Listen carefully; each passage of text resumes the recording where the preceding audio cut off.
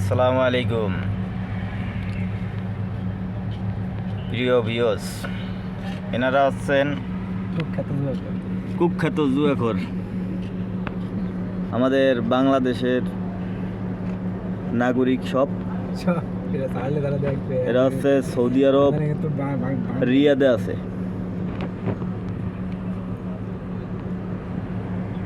বাড়ি ঘর, স্ত্রী, সন্তান, মা বাবা সবাইকে রেখে এসেছে। সবাই তো স্বপ্ন নিয়ে এসেছে, কেউ স্বপ্ন ছাড়া আসে নাই।